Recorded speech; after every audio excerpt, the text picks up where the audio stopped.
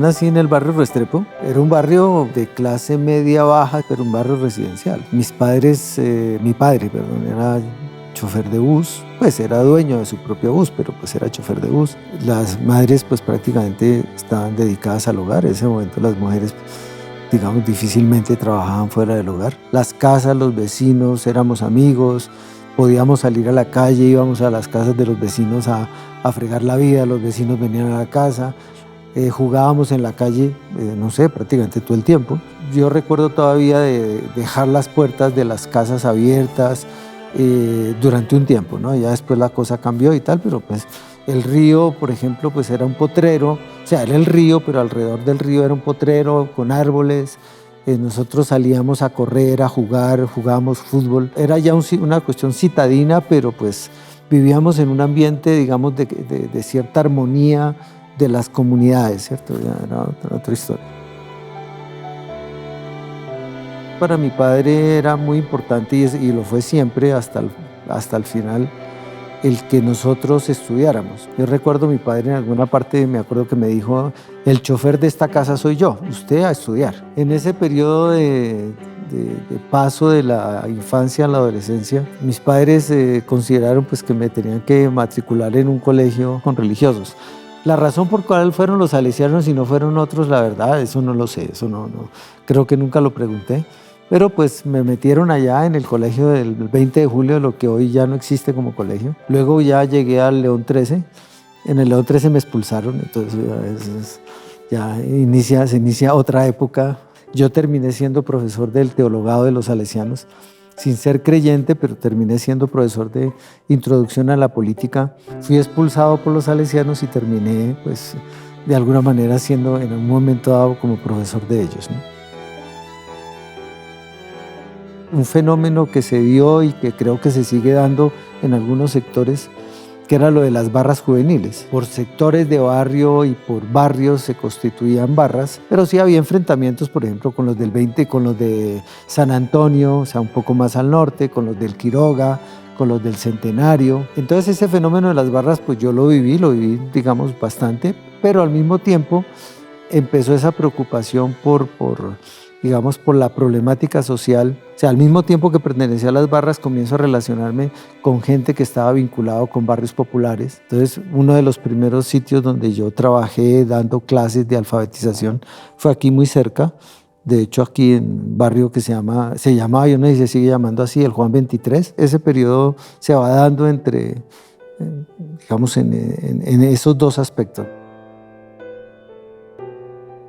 Bogotá se convierte en un punto de migración por la violencia y comienza, digamos, a aparecer barrios, que después lo que se llamaron barrios de invasión, esas zonas, digamos, muy precarias de habitación, pero era gente que llegaba del campo, eran campesinos. Eran también campesinos que venían sobre todo de Boyacá y que venían a trabajar o como albañiles o como canteros, y gente que mantenía mucha relación todavía con sus sitios de origen. O sea, era gente que venía y trabajaba, hacía algo de dinero para volver a sus parcelas. Era gente que trabajaba 12, 14 horas, gente que se levantaba a las 4 de la mañana y que, sin embargo, muchas veces llegaban a las 7 de la noche a una clase a intentar aprender, y nosotros pues no era que tuviéramos precisamente la pedagogía, pero lo intentaban, ¿no? Entonces usted veía llegar a la gente con su ruana, con su sombrero. La verdad, yo no sé si realmente lo logramos que aprendieran a leer y a escribir. Hablábamos de lo que pasaba en el país, era más un instrumento que realmente, digamos, una vocación pedagógica. Para terminar segundo bachillerato necesité 3 años, ¿sí? O sea que también pueden, ¿sí?, ubicar un poco el paseo sí, fui expulsado de 3 colegios. Ya yo logro terminar el bachillerato en el año 70 y ingreso a la Universidad Nacional y ingreso a estudiar sociología. Ya había habido expresiones de rebelión estudiantil en la Universidad Nacional, en la universidad pública en general, y digamos esa inclinación por la necesidad de un cambio, recurriendo, digamos, a la lucha armada, para hablar de una manera más clara. Ya pueden imaginarse por qué estudié sociología. Pues ya estaba metido digamos, ya estaba muy vinculado con trabajos de barrios populares y cosas, entonces decido meterme Y de alguna manera por esa razón estoy acá. O sea, sí, si no hubiera estudiado sociología, no sé qué hubiera pasado. Mi padre fallece a comienzos del año 74. Yo decido que es un momento de salir de Colombia y escojo Francia, el centro digamos, del progresismo. Hoy utilizaríamos en ese momento no utilizaríamos ese término, pero la sociedad que había roto las cadenas de la aristocracia, toda esa carreta que uno pues echaba en ese momento. Y me decido por la universidad que es creada en mayo del 68, que es París 8. Todos los grandes nombres que después van a, digamos, a resonar en el ámbito académico, Foucault, Lowy, Poulanzas, Althusser, todos estos eran profesores de la Universidad de Vincennes. Yo no tenía beca, obviamente, entonces yo tenía que trabajar. El primer trabajo que yo tuve fue limpiando vidrios en un edificio de Montparnasse, ¿sí? Arriba, ¿sí? Aguanté 7 días, no aguanté más. Limpié pisos en un supermercado, luego estuve en un restaurante limpiando ollas. Al final terminé un trabajo que se volvió muy corriente, es el trabajo de portero de noche en un hotel. Entonces uno trabaja una noche, a la siguiente noche no, y, o sea, se iba a turno cada tercera noche. Eso nos permitía pues ir a estudiar, tenía uno tiempo para leer, para trabajar, para hacer sus cosas, ¿sí? A veces se podía dormir, no siempre, pero a veces se podía dormir, ya que era un trabajo agradable, ¿sí? Pero fue, digamos, muchos tipos de trabajos. Yo termino en Vincennes, entonces decido regresar a Colombia.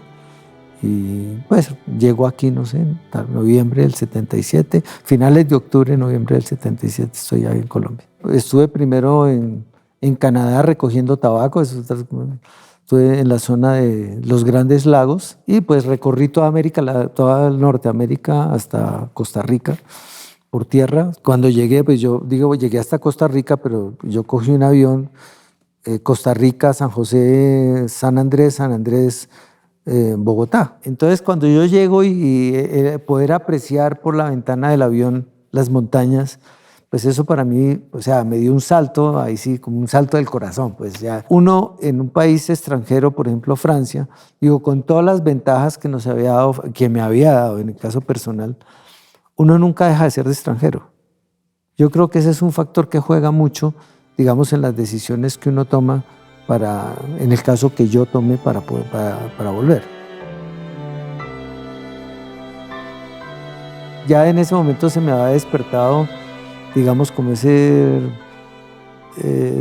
rollo de querer conocer el mundo y creía que el periodismo era una manera de lograrlo. El punto es que nunca lo hice, pero de todas maneras pues saqué el carnet de periodista, me sirvió para muchas pendejadas, pero bueno, no encuentro la manera de hacerlo, o sea, digamos de poner en práctica el periodismo como profesión. Entonces voy a España, voy a Barcelona, donde me encuentro con amigos vascos, pero lo mismo, no encuentro, digamos, las opciones, me voy para Francia, de Francia regreso al País Vasco, voy al País Vasco, después regreso a esto. Y entonces es cuando decido que voy a Inglaterra a estudiar inglés, yo no sabía inglés, y llego a Inglaterra pues con la idea de estudiar inglés.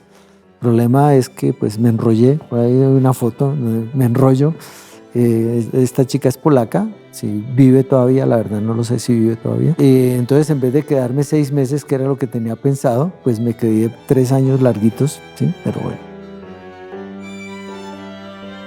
Pero bueno, entonces ya es cuando decido definitivamente regresar a Colombia. Digo, no sabía muy bien qué iba a hacer, ¿no? O sea, hubiera podido terminar haciendo cualquier cosa, pero pues el punto concreto es que se presenta la oportunidad de hacer una maestría, que es la maestría que sigue existiendo, ¿no? Y de hecho después yo fui profesor de esa maestría. El instituto se llamaba en ese momento y se sigue llamando, pero ahora dentro de la Academia Diplomática, se llama Instituto de Altos Estudios para el Desarrollo. Entonces terminé de profe y empecé siendo profe en la universidad, en la Tadeo Lozano, en las relaciones internacionales, y ahí ya, venga paisano, ¿sí?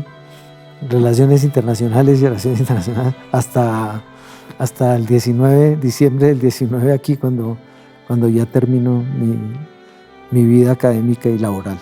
Ya después las cosas se dan como pues funcionaban en Colombia y de alguna manera sigue funcionando bastante menos hoy, si se quiere, que era que uno, al estar ya en contacto con una universidad, tenía compañeros que le decían, oiga, mano, mire, en esta otra universidad necesitan, y ahí se convierte uno en lo que se denominó, y que no sé, también el profesor buceta, ¿no? El profesor que da clases en una universidad y luego va para otra universidad y luego para la otra, ¿no? Aquí quedó una vacante como cátedra en la maestría de estudios políticos. Entonces un ex compañero de la maestría que no había terminado me llamó y me dijo, hermano, necesitan una persona que hable de las carretas que usted habla, o sea, conflictos. Entonces yo me encuentro con él, él me presenta a quien en ese momento era el director de posgrados, que era el doctor Lozadar. Pues yo armé un programa más o menos sobre lo que se podía enseñar en una cátedra sobre conflictos. Y yo lo presento y simplemente pues me dicen, sí, venga, es usted bienvenido a la Javeriana. Pues yo no me lo creía mucho, pero bueno, es igual, ¿no? Porque pues yo no soy creyente. Entonces se me dio la oportunidad y la verdad yo no pensé nunca que iba a durar tanto tiempo. Sí, o sea, la verdad yo dije, esto es una cuestión muy temporal, pero son extremadamente respetuosos con la manera, digamos, de pensar y con la diversidad de pensamiento y una gran capacidad de, digamos, de apertura a aceptar personas y de trabajar con personas que no están, digamos, dentro de su ámbito de creencia religiosa. Fue una cuestión muy coyuntural, si se quiere, que se va a convertir en una cuestión muy estable, pero digamos se consolida el Departamento de Relaciones Internacionales al interior de la facultad, luego se crea la carrera de Relaciones Internacionales, ingreso de planta también cuando se presenta una crisis en la facultad, y Claudia Dangond es nombrada decana y Claudia me ofrece hacerme cargo de la dirección de la maestría de Relaciones Internacionales y yo ya en el 2005 entro como director de la maestría y ya entro como profesor de planta en la facultad. En este caso, pues yo digo, fui director de la maestría. Mi cargo fundamentalmente tiene componentes administrativos muy fuertes, pero pues también, digamos, un elemento y un componente académico muy fuerte, escoger los profesores, saber cuáles, digamos, las indicaciones que se deben dar con respecto a los contenidos de las asignaturas, la relación entre las asignaturas. Ese me parece un elemento clave. Yo fui inicialmente profesor de posgrado. Los que estudiaban posgrados eran gente generalmente mayor, porque era gente ya vinculada laboralmente, que querían obtener un título. Y eso va cambiando, ¿no? Eso va cambiando y ya hacia el final realmente la gente que llegaba a los posgrados era muy joven. ¿Sí? O sea, gente que acaba de terminar sus estudios y que estaban estudiando posgrados. Pero al mismo tiempo, digamos, hay una preocupación por lo que pasa en el país y por una gran preocupación por insertarse dentro de la problemática del país. Y creo que la juventud, esta juventud que se plantea cuestionamientos sobre la sociedad, pues va a generar cambios. Habrá muchos que terminen como muchos de los que hoy dirigen el país. Entonces lo que uno puede apreciar, digo, es un gran movimiento, o sea, hay una dinámica muy fuerte en la sociedad y en eso creo que los jóvenes juegan un papel fundamental. Pero creo que sí, que esta juventud, estos chicos con los que yo he estado en contacto pues durante 20 y pico de años, pues que sí, que de ahí hay, digamos, como la simiente para realmente construir, llevar a la sociedad colombiana hacia posiciones mucho más armónicas desde el punto de vista social, valga la redundancia. Hago Tai Chi, es una vaina que se desarrolla en China, pero que fundamentalmente tiene un objetivo. El objetivo es, digamos, estar bien física y psicológicamente. La cuestión de las caminatas, digo, yo creo un elemento clave. Hoy no lo puedo hacer porque yo me rompí los meniscos hace ya unos años. Pero el rollo de la montaña y sí es algo que solamente recorrer las montañas, el apreciar, digamos, los paisajes, ir, por ejemplo, a la zona de la laguna de Guatavita, es algo absolutamente increíble de desplazarse por la montaña y ver el paisaje, pero digamos, poder conocer eso y poder apreciar eso es un elemento clave de lo que somos nosotros como sociedad. Oír música, yo estoy oyendo, de hecho ya en la universidad oía música todo el tiempo, siempre me gusta estar oyendo música. ¿sí? Entonces, ese es, digamos, como el otro gran pasatiempo, y la lectura. Procuro no meterme en cuestiones muy serias, ya no tengo ganas de meterme en cuestiones así como tan filosóficas, pero sí lo que es la novela histórica, por ejemplo, sí me interesa. No quiero atormentarme las neuronas que me queden pues con temas filosóficos así como muy de alto calado.